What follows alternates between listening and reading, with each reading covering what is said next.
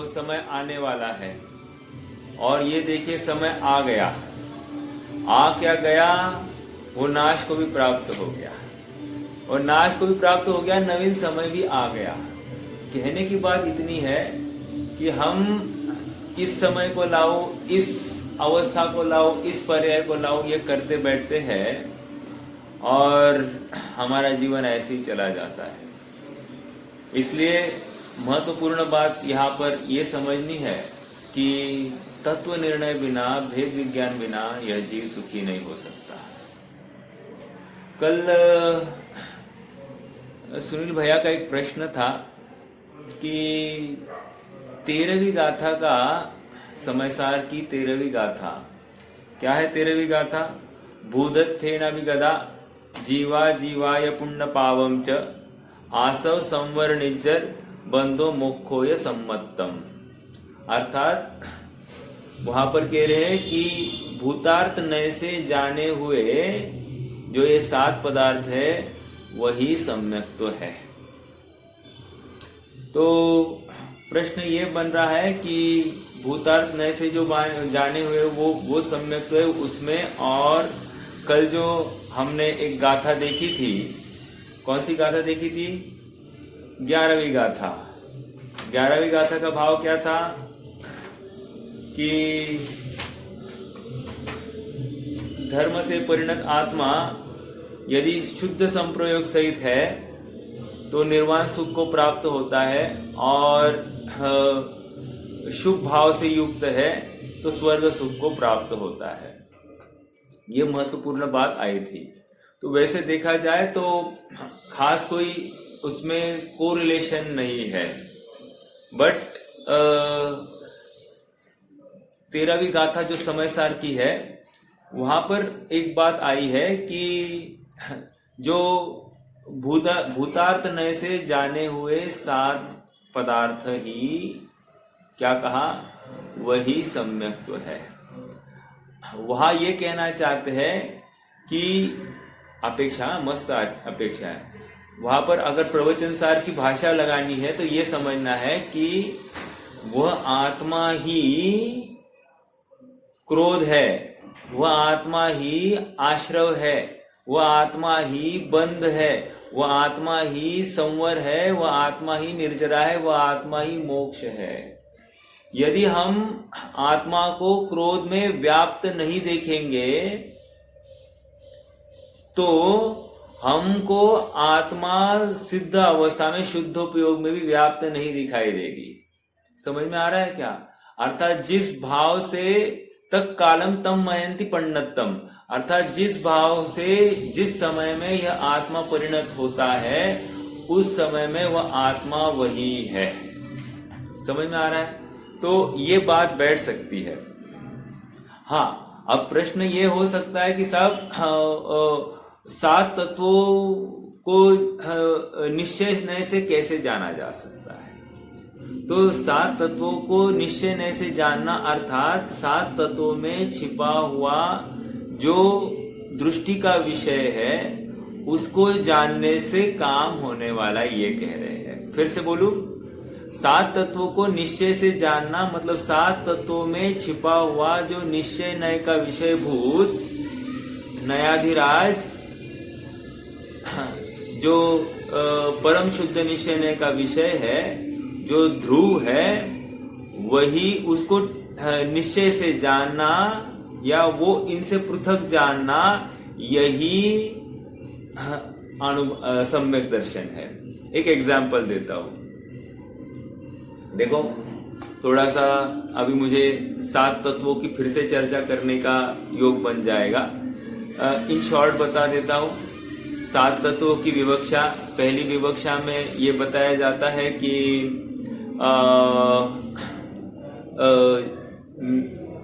जो जानता देखता है सो जीव तत्व। तो इस न्याय से जितने भी जीव है उनको जीव तत्व में लिया जाता है, और जो जानता देखता नहीं है सो अजीव तत्व, अर्थात उद्गत धर्म, अधर्म, आकाश काल, इन सबको अजीव तत्व में ले लिया। और आश्रव जीव के रागादि परिणाम, रागादि भाव हुए, ये आश्रव तत्व। कर्मों का जीव उसी में एक रह गया, ये बंध तत्व।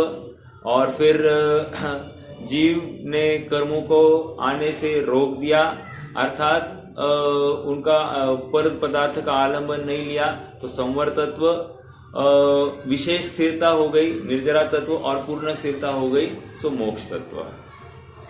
मुझे ज्यादा ये तो समझाना नहीं है, ये पहली परिभाषा जीव सात तत्व की। फिर दूसरी परिभाषा में बताया कि मेरा जीव द्रव्य मेरे लिए जीव तत्व और अन्य का जीव द्रव्य मेरे लिए अजीव तत्व हो गया। तो इस न्याय से अजीव तत्व में और एक एंटिटी ऐड हो गई, मुझ जीव को छोड़कर अन्य सभी जीव अजीव तत्व में गए। ठीक है, ये दूसरी विवक्षा हो गई सात तत्वों में। तीसरी विवक्षा में ये बताया जाएगा जो समयसार 13वीं गाथा की है, जहां पर कहा कि वो ज्ञायक भाव उसी जीव तत्व में व्याप्त है, वो ज्ञायक भाव उसी अजीव तत्व में व्याप्त है, वो ज्ञायक भाव उस आश्रव में व्याप्त है, वो ज्ञायक भाव उस बंध में व्याप्त है, संवर में व्याप्त है, निर्जरा में व्याप्त है और मोक्ष में भी व्याप्त है, वो ज्ञायक भाव।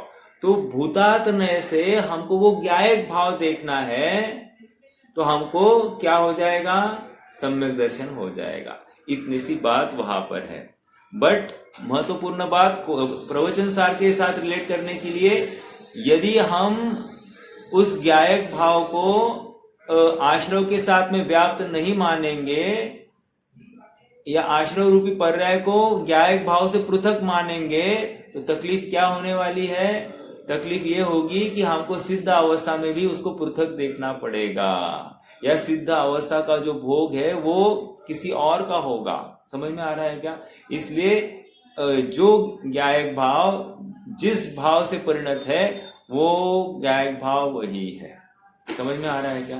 तो ये इन शॉर्ट मुझे ये बताने का भाव हुआ कि सात तत्वों में व्याप्त जो चैतन्य ज्योति है, जो एक ज्ञायक भाव है, वो उसको यदि भूतार्थ नय से जानते हैं तो वो ज्ञायक भाव कभी दृष्टि के विषय के लिए कभी उस पर्याय रूप होता नहीं। अब मैं दूसरी बात कह रहा हूं, वो व्याप्त तो हो गया है, ठीक है, लेकिन दृष्टि करने के लिए, अनुभव करने के लिए वो व्याप्त होता नहीं है, उस पर्याय रूप होता नहीं, ऐसा अनुभव करने की बात करते हैं।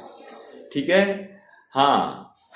तो भूदत्तेन विगता जीवा जीवाय पुण्य पावम च आसव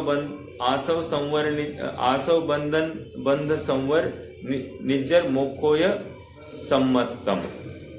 हाँ, समझ में आ रहा है क्या? अर्थात जीव तत्व और अजीव तत्व क्या होगा? जीव तत्व अर्थात ये आत्मा में एक स्वपर प्रकाशी स्वभाव है। जब आत्मा स्व को जानता है उसे हम जीव तत्व कहते हैं, और जब वही आत्मा पर को जानता है उसको हम अजीव तत्व कहते हैं। हाँ, और आश्रव तो आत्मा में, देखो एग्जाम्पल इतना ही देना है कि सोना इस कुंडल आदि अवस्था से रहित नहीं है। आप कहोगे सोना अलग दिखाओ तो सोना दिखेगा नहीं। सैद्धांतिक दृष्टि से ऐसी ही बात सही है, लेकिन आध्यात्मिक दृष्टि से हमको पर्याय से पृथक ऐसा ध्रुव बताया जा रहा है, ज्ञान में भेद करके दिखाया जा रहा है। सचमुच ऐसा कुछ है नहीं।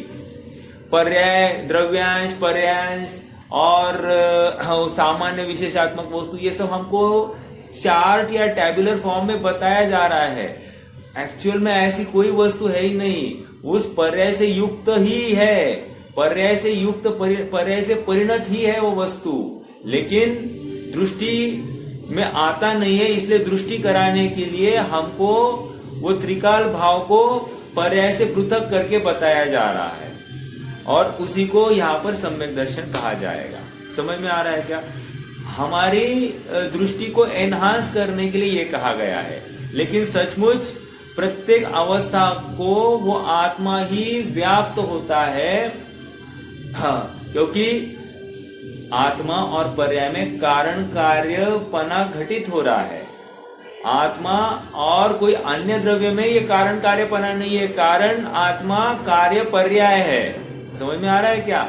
आत्मा ही उस पर्याय में व्याप्त है। आत्मा ही भाव्य भावक से वहां पर परिणमित हो गया है। तो कहने की बात इतनी है कि आत्मा ही हर अवस्था में परिणत हो जाता है, लेकिन दृष्टि करने के लिए, भेद विज्ञान करने के लिए हमको वो चैतन्य ज्योति को या ज्ञायक भाव को अलग करके दिखाया जा रहा है। ठीक है, इतनी सी बात है। चलिए सुनील भैया, हो रही है बात क्लियर या और कुछ प्रश्न है?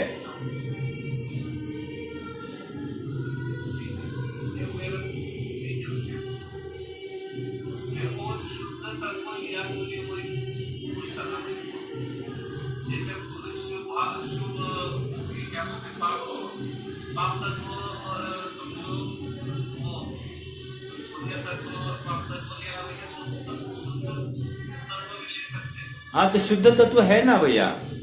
देखो, पुण्य और पाप ले लिया ना, शुद्ध इस संवर, एक देश संवर, और शुद्धता की अधिकता बढ़ गई तो वही निर्जरा हो गई, और शुद्धता की पूर्णता हो गई, वही हो गया मोक्ष तत्व।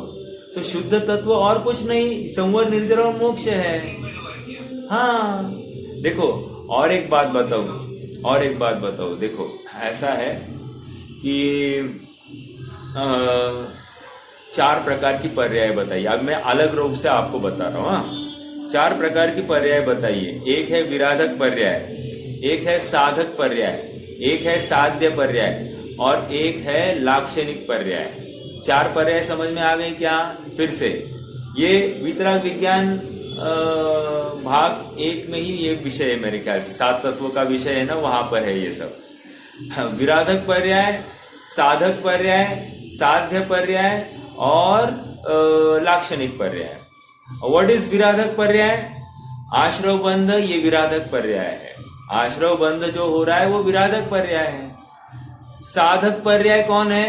संवर, निर्जरा, ये साधक पर्याय है। साध्य पर्याय कौन है? मोक्ष तत्व, ये साध्य पर्याय है, जो प्राप्त करनी है, साध्य पर्याय। और लाक्षणिक पर्याय किसको कह रहे हैं? लाक्षणिक पर्याय मतलब जीव अजीव तत्व को लाक्षणिक पर्याय कह रहे हैं। समझ में आ रहा है क्या? लाक्षणिक पर्याय में मतलब क्या? जानने देखने वाला, जहां पर जानन देखन हो रहा है उसको लाक्षणिक पर्याय कह रहे हैं। अभी तीसरी विवक्षा में जो समय सार की 13वीं गाथा है, वहां पर लाक्षणिक पर्याय कैसे घटित की? एक पर्याय है और उसी में जीव तत्व और उसी में अजीव तत्व घटित किया। कैसे किया? यदि वो पर्याय स्व सन्मुख हो गई, स्व को जानती है, तो वो जीव तत्व है, और यदि वही पर्याय पर को प्रकाशित करती है, पर को जानती है, तो वो हो जाती है अजीव तत्व। समझ में आया क्या? एक ही पर्याय को या तो जीव तत्व या तो अजीव तत्व में घटित करके दिखाया। ठीक है, तो ये चार प्रकार की पर्याय में भी हमने विभाजित किया। अलग एंगल से मैंने आपको ये बताया। विराधक, साधक, साध्य और लाक्षणिक पर्याय। लाक्षणिक पर्याय मतलब वो प्रयोजन परक, जीव तत्व और अजीव तत्व, इसको लाक्षणिक पर्याय कहते हैं। ठीक है, स्व पर प्रकाशकत्व की तरफ से वो कथन किया जा रहा है। हाँ जी, अब आ जाइए, आज हमको थोड़ा सा एक कदम आगे बढ़ना है।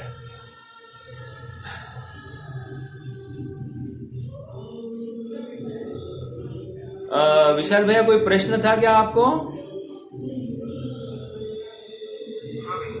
हाँ बोलिए।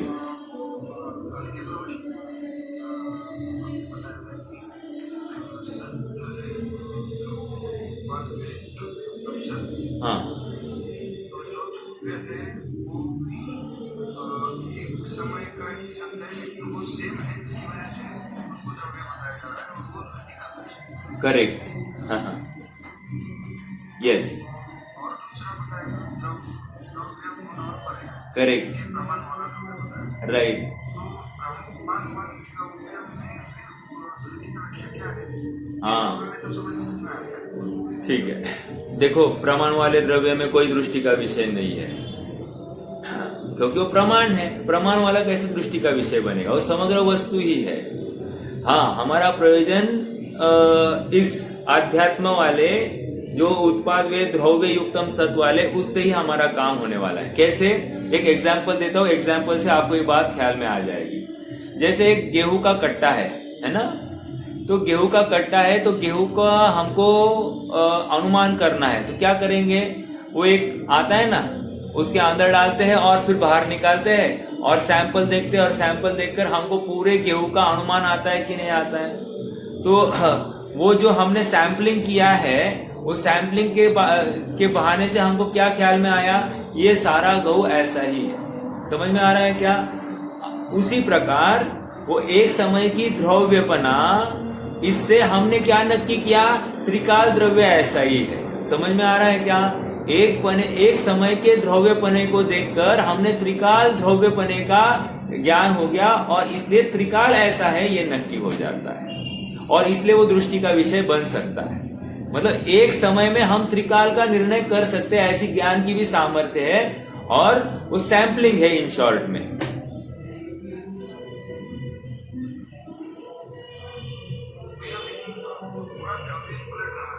हाँ बिल्कुल।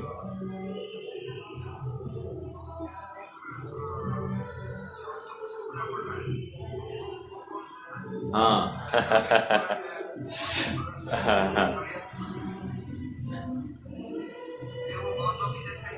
देखो देखो देखो, इसके आंसर्स सापेक्ष दिए जाते हैं। द्रव्य ही तो भोग रहा है, इसलिए तो वही पीटा गया, वही मारा गया, उसी को तो भोगना है। इसलिए एक मैंने उदाहरण खड़ा किया था, श्रेणिक। पाप किया है श्रेणिक ने और भोग रहा है नारकी। ये क्या हो गया? पर्यार्थिक नय से, पर्यार्थिक चक्षु से हमने देखा तो हमको दिखाई दे रहा है कि नारकी की पर्याय भोग रही है, श्रेणिक की पर्याय तो भोग नहीं रही है। ये पर्यार्थिक चक्षु से हमको ऐसा ही दिखाई दे रहा है, ठीक है। लेकिन यदि आप द्रव्यार्थिक चक्षु से देखते हो तो वही आत्मा जो श्रेणिक रूप था, वही आत्मा अब नारकी रूप कन्वर्ट हो गया है, और वही तो भोग रहा है। अर्थात जीव ही भोग रहा है। ये द्रव्यार्थिक चक्षु से बात सिद्ध हो जाती है। तो जिस चक्षु से आप देख रहे हो ना, उस चक्षु से आपको समाधान मिलेगा। हाँ, पर्यार्थिक चक्षु से आपको लगेगा ये नाइंसाफी है, लेकिन द्रव्यार्थिक चक्षु से देखते हो तो आपको बिल्कुल दिखाई देगा वही द्रव्य भोग रहा है, ठीक है। तो हाँ, कोई हर्जा नहीं, वो तो एंगल है देखने का। हालांकि कुछ ऐसा मतलब सैद्धांतिक रूप से द्रव्य ही परिणत हो गया है और द्रव्य ही उत्पाद को प्राप्त होता है, द्रव्य ही नाश को प्राप्त हो रहा है। लेकिन बौद्धों में और हम में अंतर क्या है? बौद्धों में और हम में अंतर यह है कि वो कंटिन्यूटी बनी रही, वो परमानेंसी वाला अंश बना रहा। बौद्धों ने उस अंश को माना ही नहीं है, और इस न्याय से उनके थॉट प्रोसेस में तकलीफ क्या है कि पूर्व पर्याय ने जो अपराध किया है उसका फल कौन भोगेगा? कोई नहीं भोगेगा, क्योंकि नाश को प्राप्त हो गया द्रव्य। तो फिर कौन भोगेगा? अपन वैसे नहीं मान रहे ना, अपन ये कह रहे ना परमानेंट अंश है और यही भोगेगा। तो इसका इसी द्रव्य को भोगना है। ये द्रव्यार्थिक चक्षु से हमको स्पष्ट दिखाई दे रही है बात।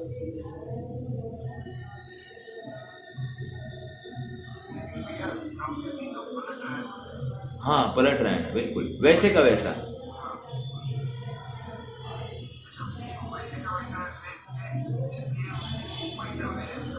करेक्ट, मतलब वो जो द्रव्य के साथ में लिंक है ना, लिंक टूट नहीं रही है। बौद्धों की लिंक टूट रही है एक, और वैदिकों की भी लिंक बढ़ी ही नहीं है। वो नित्य कुटस्थ हो गया द्रव्य, आगे बढ़ ही नहीं रहा है, क्योंकि उसमें पर्याय ही नहीं देख रहे हैं, अवस्था ही नहीं देख रहे, तो कुटस्थ हो गया द्रव्य। अपने यहाँ पर वो कड़ी घूम रही है, चल रही है आगे, अर्थात चलना ये जीवन की निशानी है। अगर रुक जाए तो मरना हो गया। जैसे आप थोड़ा सा विचार करना, साइकिल पे है हम, साइकिल रुक जाए तो क्या होगा? हमको या तो पैर लगाना पड़ेगा नीचे, नहीं तो हम गिर जाएंगे, बराबर। और साइकिल बिना गिरे चलनी है तो उसको चलना पड़ेगा आगे। समझ में आ रहा है क्या? चलेगी तो गिरेगी नहीं, वैसे ही द्रव्य परिणमित होगा तो ही गिरेगा नहीं। इतनी सी बात है। अर्थात permanency with change and change with permanency, इतनी सी बात को लेकर ही अपना पूरा फिलोसफी है। हाँ बोलिए। यानी समंदर हो गया ध्रुव और उसमें से जो लहर आ रही है वो द्रव्य, ऐसा ही बता सकते। समंदर हो गया ध्रुव, वो प्रमाण का विषय ले लीजिए। समंदर है प्रमाण, और उस प्रमाण में से एक समय की जो लहर आई है वो हो गया एक समय की पर्याय। वो पर्याय अगले समय में समंदर में ही जाने वाली है, और दूसरे समय में एक नवीन पर्याय आ रही है, वो भी अगले समय में समंदर में जाने वाली है। इस प्रकार से हम पर्याय को हम एक समय का कहते हैं। मतलब वो लहर आई है वो एक समय की, लेकिन एक समय पहले वो समुद्र में है, और जिस समय में वो व्यक्त है उस समय में वो पर्याय है, और अगले समय फिर से वो समुद्र में जाने वाली है। कैसे जाने वाली है? समुद्र रूप होकर जाने वाली है। ये उदाहरण ऐसे लगाया जा सकता है।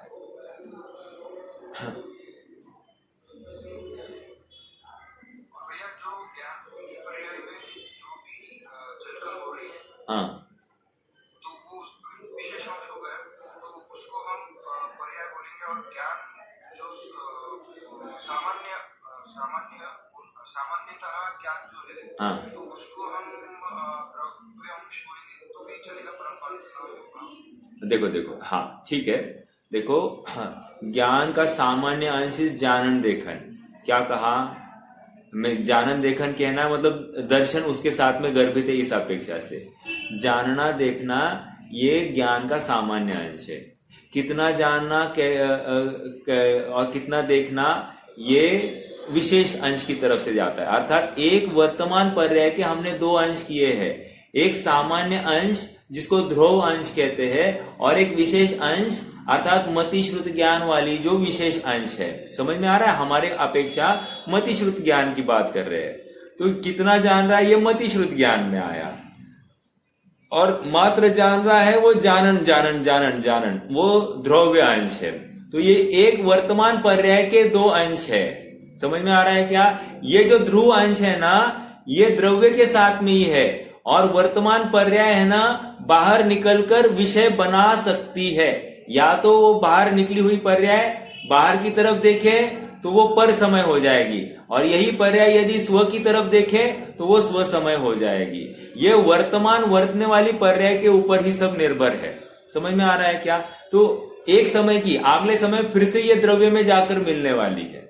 अगले समय में ये पर्याय फिर से द्रव्य में जाकर मिलने वाली है, और जाएगी पारिणामिक भाव रूप होकर जाएगी, लेकिन ऐसी योग्यता लेकर जाएगी। वर्तमान में क्रोध की योग्यता थी तो अगले समय में वो क्रोध की योग्यता लेकर ही अंदर जाएगी, लेकिन पारिणामिक भाव रूप जाती है। ये थोड़ी कठिन है बात, लेकिन आप समझ लेना कि वो जब भी जाएगी पारिणामिक भाव रूप होकर जाती है, और क्रोध की योग्यता लेकर जाएगी। वो व्यक्त नहीं होगी अभी दोबारा, लेकिन योग्यता लेकर जाएगी। अगर योग्यता लेकर नहीं जाती है तो केवल ज्ञान में तीन काल की बातें ही नहीं झलक सकती है। और याद रखना, भविष्य में भी व्यक्त होने वाली जितनी भी पर्याय है वो अभी है, योग्यता लिए हुए है, योग्यता लेकर पड़ी हुई है, अभी व्यक्त नहीं है, लेकिन स्व समय में आएगी तो वैसी योग्यता लेकर ही आने वाली है। ये श्योर शॉर्ट बात है। इसी को तो क्रमबद्ध पर्याय कह रहे हैं अपन, कि नियमित क्रम से वो पर्याय व्यक्त होने ही वाली है। अर्थात वो द्रव्य ही उस पर्याय रूप परिणमित होने वाला है।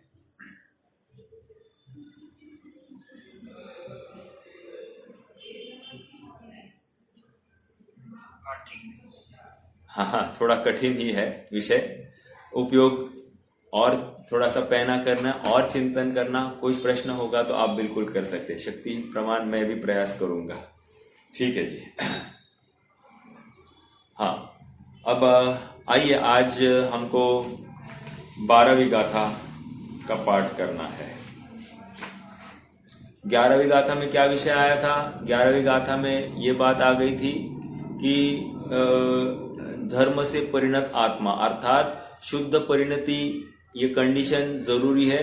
शुद्ध परिणति से युक्त आत्मा तो होना ही चाहिए, लेकिन यदि वो शुद्धोपयोग में होगा तो निर्वाण को प्राप्त होगा, अर्थात अबंध अवस्था को प्राप्त होता है। और यदि वो शुभोपयोग सहित होगा तो वो बंध को प्राप्त होता है, अर्थात वह चैतन्य का विरोधी है। ये बताया जा रहा है। अर्थात एक मिनट, एक शब्द आया था विरोधी शक्ति से युक्त है। विरोधी शक्ति अर्थात बंध को प्राप्त करने की सामर्थ्य वाला है, इसलिए इसको विरोधी शक्ति कह रहे। और ये विरोधी शक्ति चाहता नहीं है ज्ञानी, लेकिन सहजता में ऐसा शुभ भाव हो जाता है, और जब भी इसका संयोग प्राप्त होता है तो उसमें छटपटाहट भी उतनी ही तीव्र होती है। आपको भरतेश वैभव का कुछ डायलॉग्स ज्ञान में होंगे या पढ़े होंगे, तो वहां पर ऐसा एक सीन आया है। भरत अभी दिग्विजय के लिए निकले हैं तो अत्यंत खेद खिन्न है, और चक्रवर्ती की माता आती है, और चक्रवर्ती की माता वो हीरे का भस्म करती है, हीरे का ऐसा चूर्ण करती है और उनको तिलक कर रही है। तो तिलक करते करते भरत जी के आंखों में आंसू आ रहे हैं। तो माता पूछती है कि क्या बात है, दिग्विजय के लिए निकले हो, छठ खंड के अधिपति बनने वाले को दुखी होना क्या कारण है? तो कह रहे कि यह चक्रवर्तीत्व, उनका ये शब्द है, चक्रवर्तीत्व भरत की शोभा नहीं है, मजबूरी है। समझ में आ रहा है क्या? मजबूरी में मुझे मुझे ये करना पड़ रहा है, लेकिन ये मेरा कोई भूषण नहीं है। समझ में आ रहा है क्या? देखो, यदि आपको थोड़े कर्म फिलॉसफी का मालूम होगा तो निधति और निकाचित नाम के कर्म होते हैं, उनको भोगना ही पड़ता है। उनमें कोई उत्कर्षण अपकर्षण आदि होता नहीं है। समझ में आ रहा है क्या? उत्कर्षण अपकर्षण और क्या होता है? 4 बातें होती है, तो ये होता नहीं है उसमें। संक्रमण, उत्कर्षण अपकर्षण और एक है, तो ये 4 बातें हैं, तो वो होता नहीं है। ये निधति निकाचित, तो तीर्थंकर प्रकृति वाला कहो या चक्रवर्ती या जितने भी महापुरुष आदि पद है, इनके कर्मों में कोई हीनादिकता नहीं होती है। तो कह रहे ये निधति निकाचित जाति के होते हैं, इनको भोगना ही पड़ता है। बट समझने की बात यह है कि इसमें वे मजबूरी मानते हैं भोगना, ये इसमें कोई मान का या बड़प्पन का कारण नहीं है। पर के आश्रित परिणाम कोई बढ़ाई नहीं है, वे तो कर्म बंध के ही कारण है, और स्व के आश्रित परिणाम ही धर्म है, ऐसा हमको समझना चाहिए। और इसलिए शुद्धोपयोग ही प्रयोजनभूत है, बाकी और कुछ भी प्रयोजनभूत नहीं है। हाँ जी, 12वीं गाथा एक बार पढ़ लेते हैं आगे।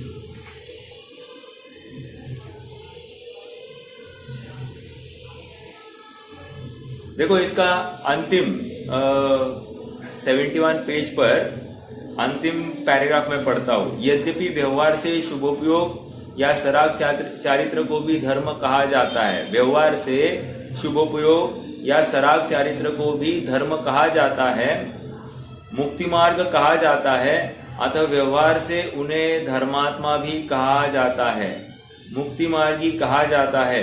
तथापि निश्चय से तो वितराग भाव ही धर्म है, वितराग भाव ही मुक्ति का मार्ग है। समझ में आ रहा है क्या?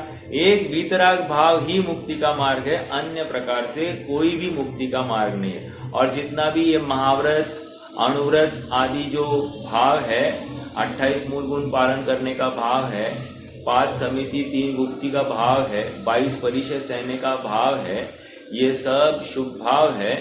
और सच्चा तो चारित्र एक आत्मा का आश्रय है। जितने भी व्रत तपस्चरण आदि भी हो रहे हैं ये सब ये शुभ भाव है, ये कोई धर्म नहीं है, सहचर रूप से पाए जा रहे हैं। ठीक है, इनसे निर्जरा भी नहीं है। हाँ, समय सार की टोन है कि ज्ञानी के भोग निर्जरा के हेतु, लेकिन प्रवचन सार की टोन ये यहाँ पर ध्यान रखने योग्य कि ज्ञानी के भोग भी बंध के कारण होते हैं। समझ में आ रहा है क्या? बस एक वितराग भाव ही मोक्ष का कारण है। समझ में आ रहा है क्या? हाँ जी, चलिए 12वीं गाथा। 12वीं गाथा की उत्थानिका पढ़ते। 11वीं गाथा में शुद्धोपयोग और शुभोपयोग का फल की चर्चा करने के उपरांत अब 12वीं गाथा में अशुभ उपयोग के फल के संबंध में चर्चा करते हैं। अब 12वीं गाथा में अशुभ उपयोग का फल क्या है? वैसे अपनी कल काफी दिन से चर्चा चल रही है शुभ भाव और शुभोपयोग, अशुभ भाव और अशुभ उपयोग फर्क है। समझ में आ रहा है क्या? यहाँ पर उपयोग की चर्चा चल रही है। शुभ भाव, शुभोपयोग, शुद्धोपयोग और अशुभोपयोग। ठीक है, अब देखो अशुभ उपयोग की चर्चा करने वाले हैं। 12वीं गाथा में अशुभ उपयोग की चर्चा है। मेरा आपसे प्रश्न है, अशुभ उपयोग की चर्चा मतलब क्या? ये किसकी चर्चा होगी?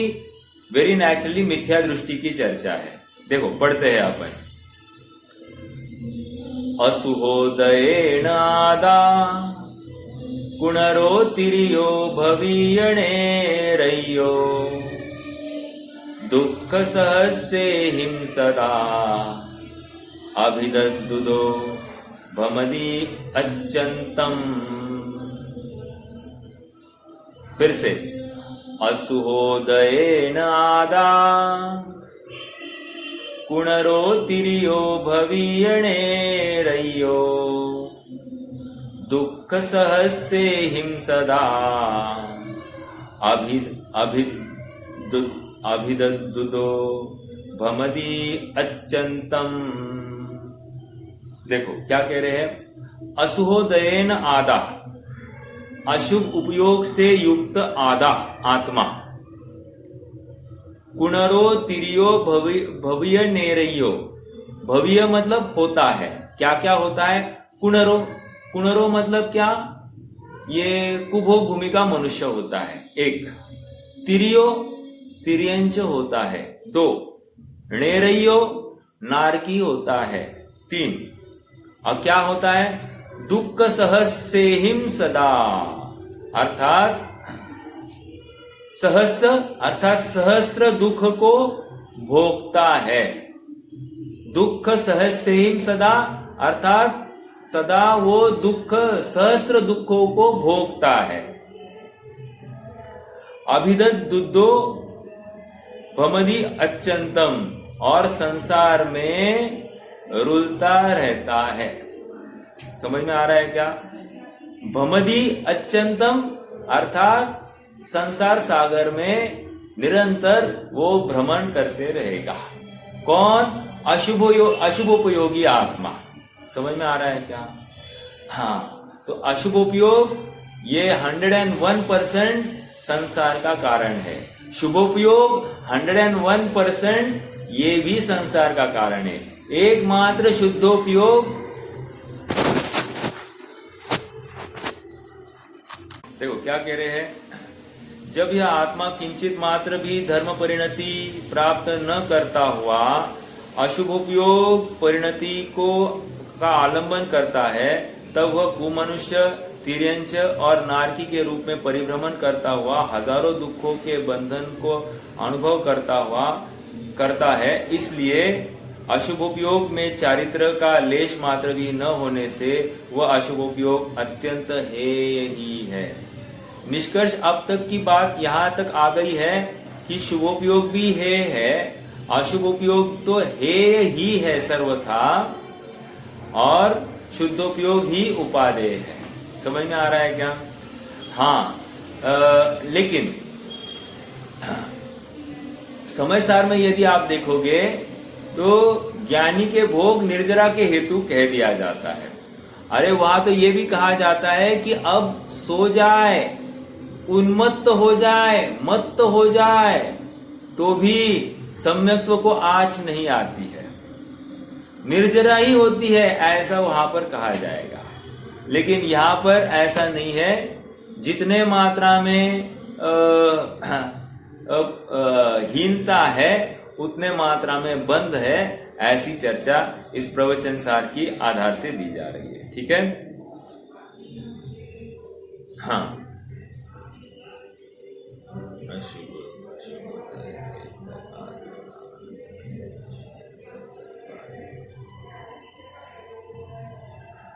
देखो, ये वृंदावन दास जी ने जो छंद लिखा है उसका भी अपन भाव पढ़ते हैं और दोहे भी पढ़ेंगे। देखो पेज नंबर 73। इस भगवान आत्मा ने अशुभ उपयोग के कारण निरंतर अनंत दुख प्राप्त किए हैं। याद रखना, अशुभ उपयोग सचमुच अनंत दुख का कारण नहीं है। अनंत दुख का कारण तो उसके साथ में छिपा हुआ मिथ्यात्व है। हाँ, इसलिए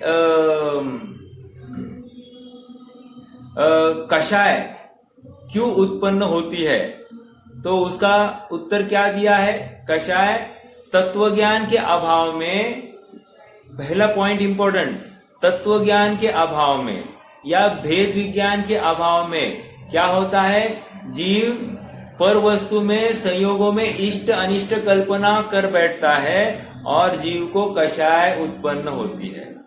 अगला प्रश्न, कषाय का अभाव कैसे होगा? कह रहे तत्व ज्ञान होने पर सहज ही संयोगों में इष्ट अनिष्ट बुद्धि नहीं होती है, तो जीव के कषाय का अभाव हो जाता है। अब यही बात यहाँ पर है, अशुभोपयोग हो गया है अर्थात कषाय हो गई है।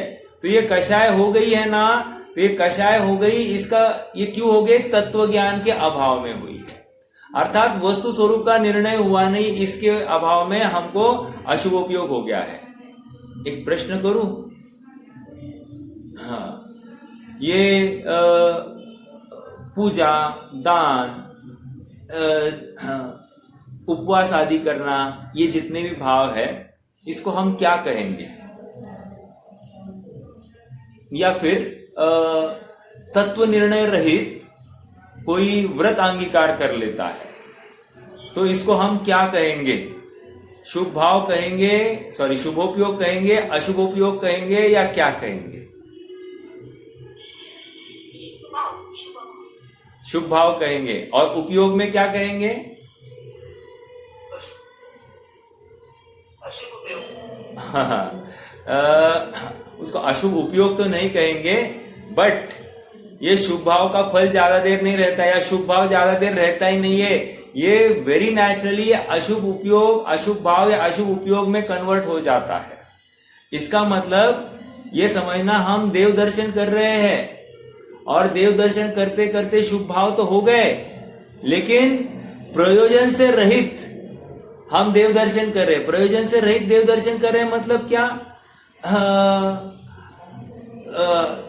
मुझे शुद्ध आत्मा की प्राप्ति करनी, इस बुद्धि से रहित होकर हम देव दर्शन कर रहे हैं, तो वो प्रयोजन यथार्थ नहीं है, ये अशुभ ही प्रयोजन है। अर्थात उसके पीछे तुम्हारा अभिप्राय भक्त बना रहना, पामर बना रहना, या फिर इस पर्याय में दीनपना ही है, और इसलिए वो मान है, और मान इज इक्वल्स टू अशुभ उपयोग। समझ में आया कि कैसे घटित किया? ऐसा नहीं, थोड़े समय के लिए शुभ भाव होगा, लेकिन आप सर्वथा उसको शुभ भाव नहीं कह सकते। कदाचित वो अशुभ भाव में जाए और अशुभ उपयोग भी हो जाए। समझ में आ रहा है क्या? ऐसे हो सकता है। हाँ, देखो, कुमनुष्य में, तिर्यंच गति में और अनेकों बार नरक की अग्नि में पच पच कर दुख भोगे है। इस प्रकार पंच परावर्तन करते हुए संसार समुद्र का पार नहीं पाया और यो ही अनादि से बुरे दिन देखे। वृंदावन दास कवि कहते हैं कि हे भव्य जीवो, अब तो जिनेन्द्र भगवान के द्वारा कहे गए सुख के कंद आत्मधर्म को ग्रहण करो। यहाँ दोहा छंद में लिखे गए 4-5 दोहे हैं। अपन थोड़ा सा वो भी पढ़ लेते हैं। हाँ, प्रश्न है का काकी का ही नहीं ना। हाँ, हाँ। महादुख को बीज है, दोहा है ना, महादुख को बीज है अशुभ रूप परिणाम, या के उदय अनंत दुख भुगते आत्म राम। दारिद्र दुख नर नीच पद इत्यादिक फल दे, नारक गति तिर्यंच गति या को सहज निकेत। ताते तजिए सर्वथा अव्रत विषय कषाय, अव्रत विषय कषाय, या के उदय न बनी सकत एको धर्म उपाय। शुभ परिणमन के विषय है व्यवहारिक धर्म, दया दान पूजादि बहु तब संयम शुभ कर्म। ताहि कथंचित धारिये लखिए आत्म रूप, शिव मग को सह कर यह यो भाकी जिन भूप। हाँ देखो, इसका नीचे अर्थ भी पढ़ लेते। अशुभ भाव महादुख के बीज है। इन अशुभ परिणामों के उदय में आत्मा ने अनंत दुख भोगे हैं। एक, इन अशुभ भावों ने मनुष्य गति में दरिद्रता और नीच पद प्राप्ति आदि फल दिए हैं, और नरक गति व तिर्यंच गति तो इन अशुभ परिणामों में सहज आवास ही है। इसलिए इन अशुभ भाव रूप अव्रत परिणामों और विषय कषाय भावों को सर्वथा छोड़ देना चाहिए, क्योंकि इनके रहते हुए धर्म का एक भी उपाय नहीं बन सकता। अब लास्ट देखो, दया दान पूजा तप संयम आदि शुभ कर्मों के करने रूप शुभ भावों को व्यवहार धर्म कहा जाता है। व्यवहार धर्म, लेकिन कब? जब शुद्धोपयोग होगा तब, धर्म परिणत होगा तब, नहीं तो ये व्यवहार धर्म भी नहीं है। आत्मानुभवी जीव के द्वारा इन्हें धारण करना भी मुक्ति के मार्ग में कथनचित किसी अपेक्षा सहकारी है, ऐसा जिनेंद्र भगवान ने कहा है। समझ में आ रहा है क्या? निष्कर्ष इतना ही है कि मिथ्या दृष्टि जीव अधिक समय के लिए शुभ भाव नहीं कर सकता। वो किसी न किसी प्रकार से, येन केन प्रकार से वो अशुभ भाव में ही उसका परिणाम परिणमित होने वाला है। वो पर्याय उसकी अशुभ भाव रूप ही कन्वर्ट हो जाने वाली है। एक दूसरा, मिथ्यात्व अपने आप में अशुभ भाव है। भले ही शुक्ल लेशा होगी, अनंतानुबंधी जनित शुक्ल लेशा होगी, लेकिन ये अनंतानुबंधी शुक्ल लेशा भी ये अनंत संसार का ही कारण है। यह हमको समझ लेना चाहिए। भोगी फल हो इक इंद्री, इसमें क्या लाली, कूतवाली दिन चार फिर खुरपा अरुजाली। कह रहे ये शुभ भाव का फल, जो अभी शुभ भाव कर रहा है उसका फल क्या है? देव होगा। देव होने के बाद में क्या है? वहां पर भोग भोगेगा, और उसका फल क्या है? एक इंद्रिय जीव हो गया। और इसलिए कह रहे हैं कि एक इंद्रिय होना, देव होकर, महारिद्धिधारी देव होकर डायरेक्टली एक इंद्रिय होना, अर्थात क्या इसका मतलब है? क्या लाभ हुआ उस पुण्य भाव का? इसलिए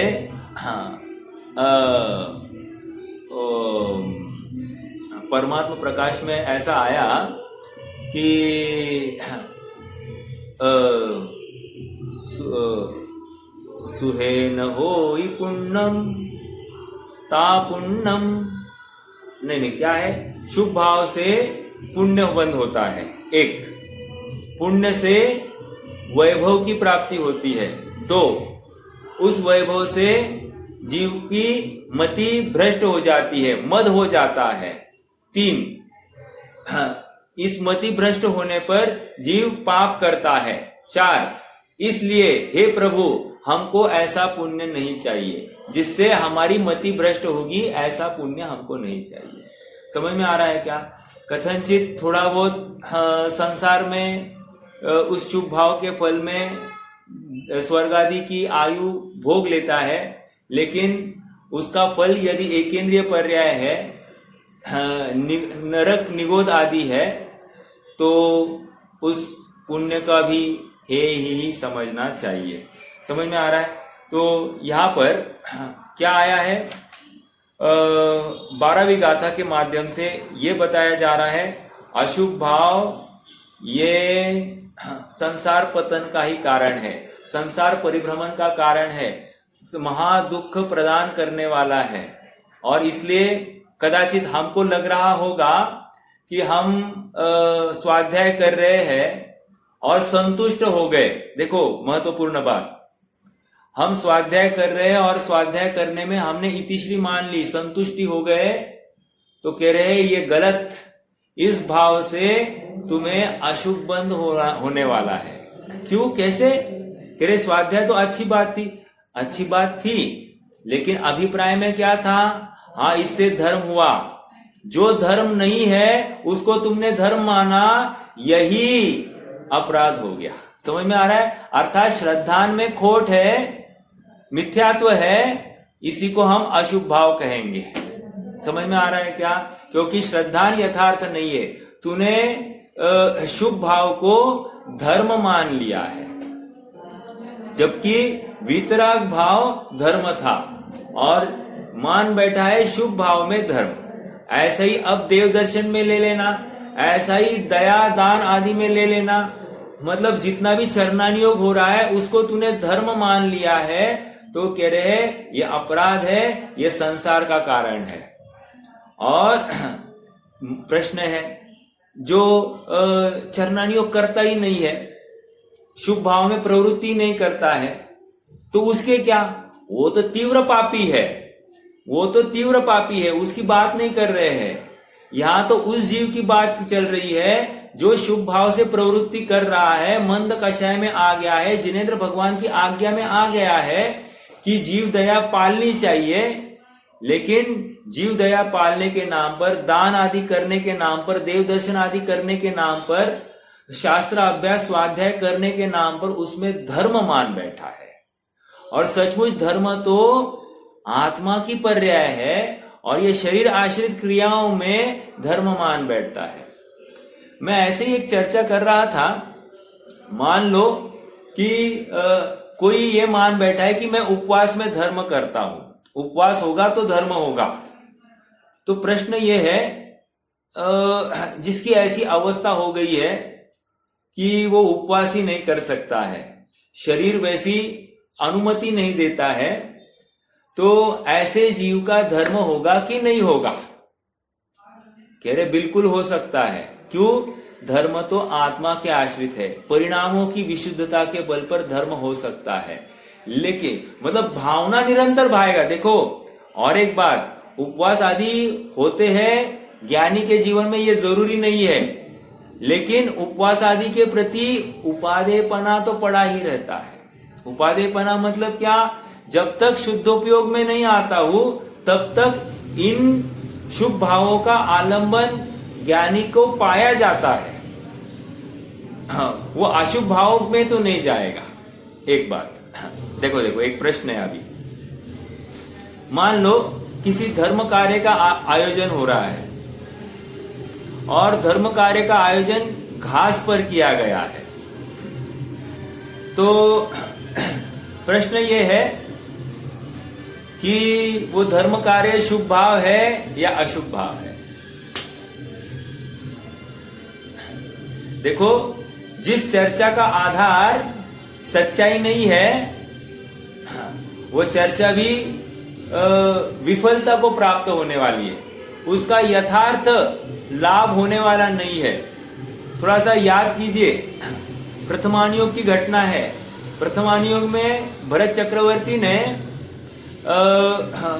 वहां किमिच्छिक दान का प्रसंग बोला था और सबको भोजन के लिए न्योता दिया था, तो कुछ लोग आए ही नहीं। तो पूछने पर पता चला कि ये इसलिए नहीं आए क्योंकि ये घास पर नहीं चलते, और घास पर चलने से जीवों की विराधना होती है। कार्य तो चक्रवर्ती का था, चक्रवर्ती का बुलावा था, ऐसा होते हुए भी चक्रवर्ती की आज्ञा को ठुकराया तो उसका फल क्या हुआ? चक्रवर्ती ने उनको ब्राह्मण कहा, अर्थात उनको आज से मात्र पढ़ना और पढ़ाना इतना ही काम होगा, और उनका बहुमान, उनका सत्कार आदि किया। मुझे तो इतना ही कहना है, शुभ भाव के नाम पर यदि उसका आधार अशुभ भाव है तो काम योग्य नहीं होगा। समझ में आ रहा है क्या? और एक एग्जाम्पल देता हूं।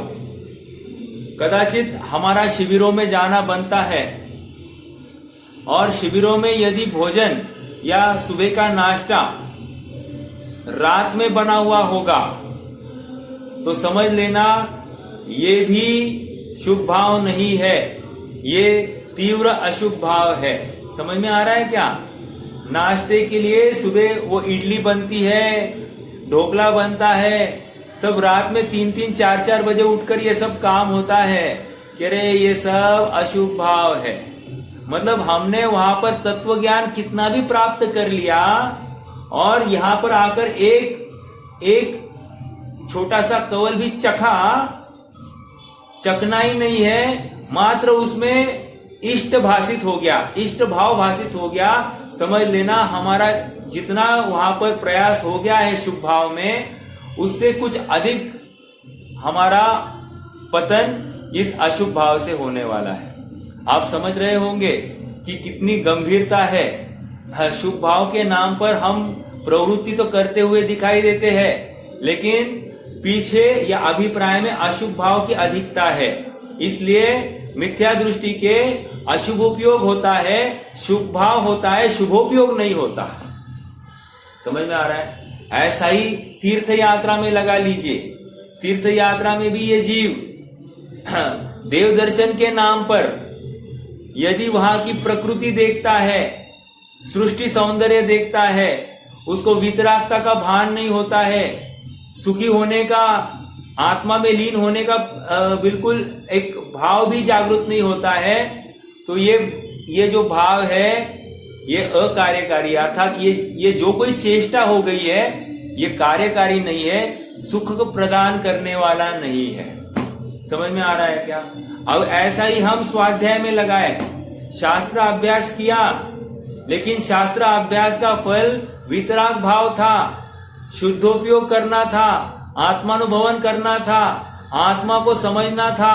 आत्मा समझा नहीं, महंत पने के लिए, कुतर्क करने के लिए उसका प्रयोग किया, तो कह रहे ये तो इसने शास्त्र का शस्त्र बना दिया है, और ये अशुभ भाव है, ये संसार का कारण है, और ये संसार का कारण दुर्गति को लेकर जाने वाला है। समझ में आ रहा है क्या? हाँ, मतलब हमको भ्रम नहीं होना चाहिए कि हम कहां पर खड़े हैं, इसका ज्ञान होना जरूरी है। और ये एनालिसिस और कोई नहीं करेगा, हम स्वयं करेंगे, हमारा विवेक करेगा। यदि हमारे विवेक में कमी होगी तो पतन अवश्यम भावी है। इसलिए प्रत्येक समय में हमारे परिणामों को टटोलना यह हमारा उत्तरदायित्व है, अन्य किसी का नहीं। किसी ने हमारा परिणाम टटोलने का कोई कॉन्ट्रैक्ट लिया नहीं है। हम पतन को प्राप्त होंगे, उसका फल हमको जरूर मिलेगा। तत् कालम तन्मयंती पन्नतम, अर्थात ये आत्मा जिस भाव से परिणत हो गया है, यदि मिथ्यात्व भाव से परिणत हुआ तो वह आत्मा मिथ्यात्व ही है, और इस मिथ्यात्व का दंड उस आत्मा को मिलने वाला ही है। याद रखना, भले ही दंड मिलने वाला है, लेकिन प्रत्येक पर्याय अपने आप में एक नवीन अवसर लेकर आ रही है, और इस अवसर को यदि इसने कैप्चर किया तो चाहे लाख प्रतिकूलताएं हो, यह आत्मानुभव करके, तत्व निर्णय करके सुखी हो सकता है। और एक लास्ट बात कहूंगा। मान लो